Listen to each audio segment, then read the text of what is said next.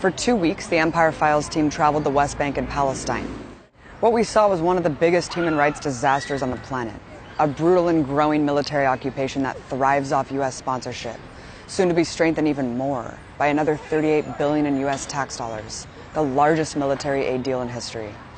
This stark reality is never taught to us in school, and whenever we do hear about Palestine in the media, it might as well be directly from the Pentagon.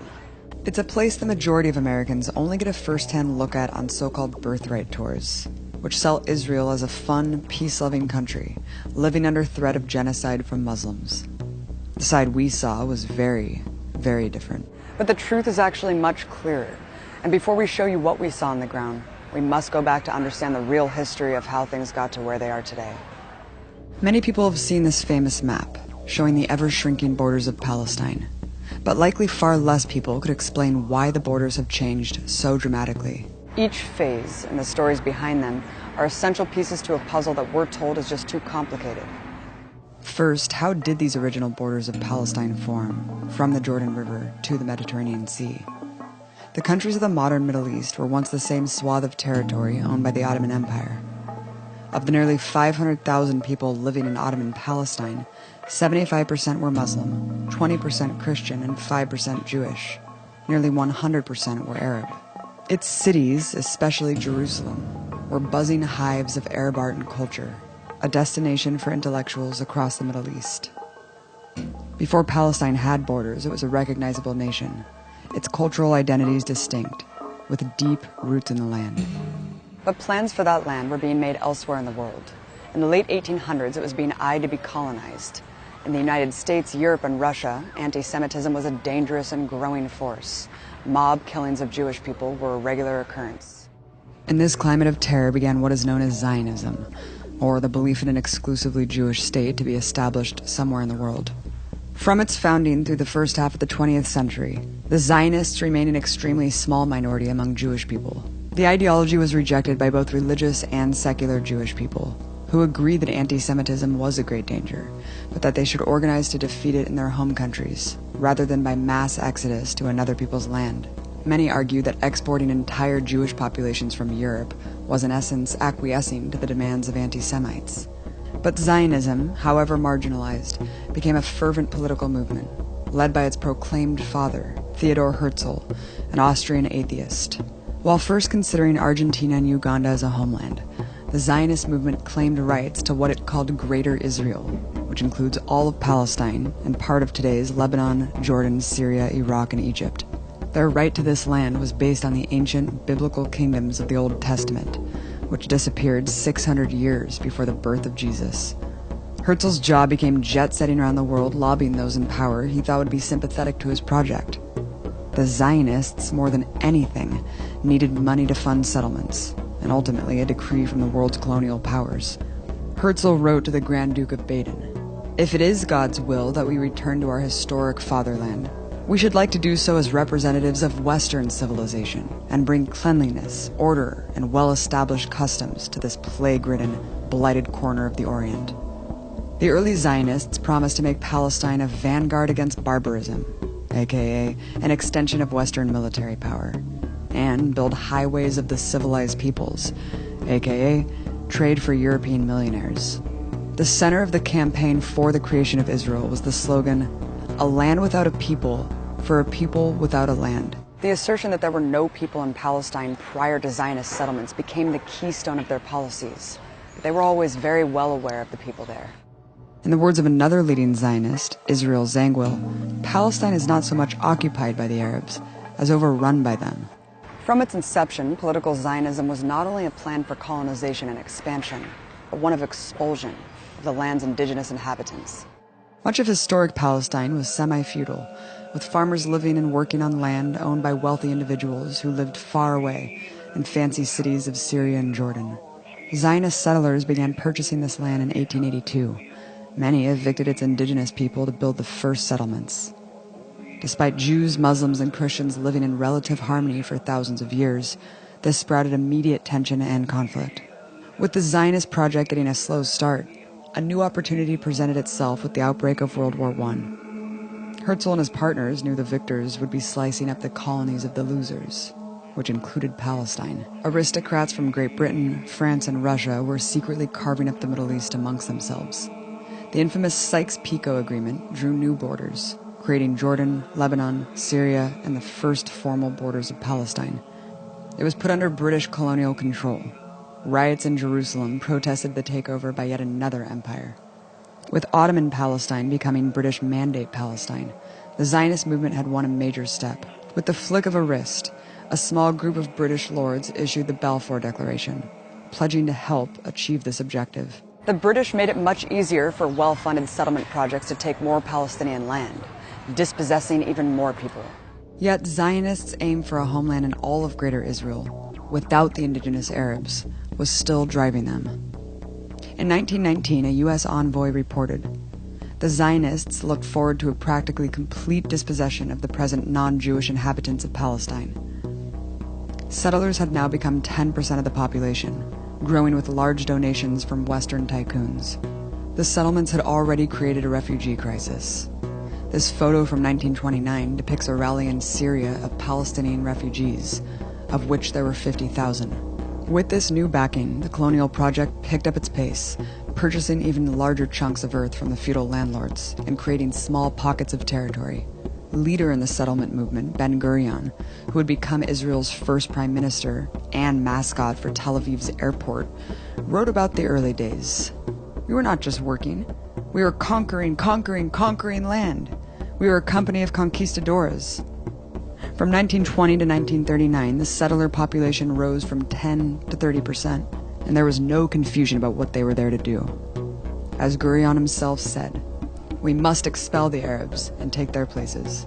Throughout these years, Palestinians launched several attacks on the encroaching settlements. Big clashes between settlers and Palestinians in cities grew deadly, killing many on both sides. But an era of wildly disproportionate death was about to begin. In 1936, the Palestinians launched a mass general strike.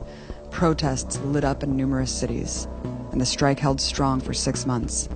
While initially peaceful, the British occupiers responded by declaring martial law. They recruited Zionist fighters to join them in raiding and attacking Palestinian villages. Scores of dissidents were executed. The strike evolved into an armed uprising against British rule. The British, along with their Zionist partners, used a strategy of blowing up thousands of Palestinian homes. On a single day in the village of Jaffa, they demolished over 200. This uprising was drowned in blood by the sheer force of the British imperial machine by 1939. 5,000 Palestinians were left dead. On the other side, 300 settlers and 250 British soldiers. It was through this bloody repression that the Zionists formed a bona fide armed forces, with thousands of them who were trained and armed by the British Army. In reality, it consisted of 2 wings. The Haganah, the official military force recognized by British authorities, and the other, a more radical wing, the Zionist militias. The biggest, the Irgun, with membership in the thousands. The Irgun was a more hardline terrorist organization that mostly targeted Palestinians, bombing civilian markets and more. Years later, they would also start attacking British soldiers. Their most famous attack was the bombing of the King David Hotel, murdering 91 people, among them 17 Jews. This ruthless approach of the Irgun was so popular in the settler consciousness that one of its head commanders, who presided over many massacres, would later become Prime Minister of Israel, Menachem Begin. Albert Einstein and dozens of other Jewish academics and icons published a letter in the New York Times describing Begin's movement as a political party closely akin in its organization, methods, political philosophy, and social appeal to the Nazi and fascist parties. As both the Haganah and the Irgun advanced colonization, their goal remained clear. President of the Jewish National Fund, a group designated to reclaim the land of Israel, Joseph Weitz, wrote in 1940, "There is no room for both people in this country. And there is no way, besides transferring the Arabs from here to neighboring countries, to transfer them all. We must not leave a single village, a single tribe. The unprecedented genocide by the Nazi cancer killed at least 6 million Jewish people. Millions more were exterminated for their nationality, for being gay, leftists, and more. The utter fear the Holocaust unleashed greatly popularized the formerly fringe ideology of Zionism to large sectors of Jewish society. Finally, in 1947, the 70-year-long lobbying campaign to be granted a formal state came to fruition. The British Crown turned its colony of Palestine over to the United Nations, which cut it into pieces, changing this phase of Palestine's map, speckled with small dots of settler territory, into this, the Jewish state of Israel, which was created on top of another country, gifted with 55% of its land. Palestine was cut into 3 separate parts, and the capital of Jerusalem, the center of Palestinian life, became a UN-controlled international zone. But there was a big problem for the Zionists. Their new state was still 40% Arab.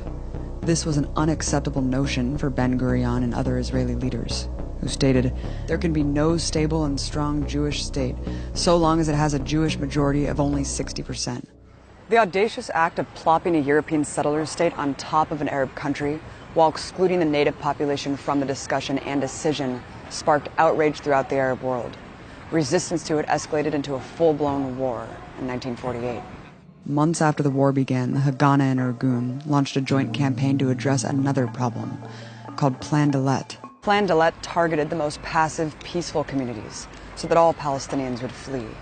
The series of terrorist attacks and mass expulsions that followed is known as the Nakba, or the catastrophe. The infant year of the State of Israel was one of widespread, vicious massacres. Deir Yassin, a village with no reported resistance, was stormed by settler militia. They bombed homes, committed mass rape of women before executing them, and other atrocities.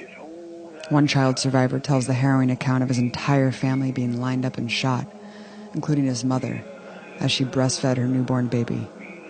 200 people were murdered. According to a Red Cross official who visited the site days later, here, the cleaning up had been done with machine guns, then hand grenades. It had been finished off with knives. Just 12 days later, Jewish forces bombed and raided the heavily populated city of Haifa, while sadistically broadcasting horror recordings over loudspeakers of Arab women wailing, and messages like, "Flee for your lives. The Jews are using poison gas and nuclear weapons." In Abu Shusha, Israeli forces attacked and occupied the village. The Palestinians that stayed in their homes were punished with rape and hacked to death with axes. Fleeing villagers were shot on sight. 60 people were officially killed, but years later, 52 more bodies were found in a mass grave. Al-Dawayima was also captured by Israeli forces, who murdered its men, women, and children. 200 bodies were found, with another 250 missing. Days later, Israeli troops marched into the village of Saliha and blew up a mosque, killing the nearly 80 people taking refuge inside. After the remaining villagers were ordered into the square, Israeli troops unleashed a rain of bullets upon them from machine guns mounted on armored vehicles, murdering another 70 people. One of the few survivors from the brutal attack recounts the bodies being left to rot for days before they were bulldozed into a mosque and blown up. Those who tried to resist in any way were collectively punished. One of the bloodiest of the massacres during the 1948 war was in the town of Lydia, where soldiers indiscriminately killed nearly every civilian in sight after gunshots were allegedly fired from a nearby mosque. State forces threw grenades into windows and shot those escaping their burning homes. According to Israeli military sources, 250 people were killed in just 30 minutes. This terror campaign largely accomplished what it set out to do. In each of these villages, and in hundreds more, the Arab population left in its entirety. Eyewitness British General John Bagot Glubb doesn't hide the colonial savagery. It would be an exaggeration to claim that great numbers were massacred, but just enough were killed, or roughly handled, to make sure that all the civilian population took flight. Senior Israeli officer Yosef Namani wrote that in some villages, Palestinians greeted them with white flags and food. After seeing them executed, he said, "Where did they come by such a measure of cruelty? Like Nazis?" Is there no more humane way of expelling the inhabitants than such methods? Nearly 800,000 fled their homes in this barrage of violence. More than half of the Arab population in all of Palestine, and 80% of the Palestinians within the new Israel. They were forced into other countries and packed in refugee camps. A shocking 500 Palestinian towns and villages were ethnically cleansed and razed to the ground. The rubble would be the foundation of the new Israeli settlements. Moshe Dayan, a military commander in the 1948 war and national icon, stated, "Jewish villages were built in the place of Arab villages. You don't even know the names of these Arab villages, and I don't blame you, because the geography books no longer exist. Not only do the books not exist, the Arab villages aren't there either. There is not one single place built in this country that did not have a former Arab population." In this brutal rampage, the military already seized half of what had been allotted to the Palestinians. By the end of 1948, Zionists had conquered 78% of Palestine. Palestinians now left with only 22%. While some in the Palestinian resistance carried out their own attacks on civilians during the war, nothing compared to the scale of Israeli crimes during the Nakba. And as Israeli historian Ilan Pappé explained, these acts took place in the context of an ethnic cleansing that carried with it atrocious acts of mass killing and butchering of thousands of Palestinians, who were killed ruthlessly and savagely by Israeli troops of all backgrounds, ranks, and ages. This violent expulsion of nearly 1 million people was so outrageous that it forced the UN to respond, issuing a resolution ordering Israel to allow all 800,000 Palestinian refugees to return to their homes. Land ownership for Palestinians plummeted. Before 1948, Palestinians owned 90% of the land. 4 years later, they owned only 3%. To this day, they remain displaced. Tens of thousands still remain in refugee camps. Israel's excuse for refusing to honor this UN resolution is that the Palestinians left voluntarily.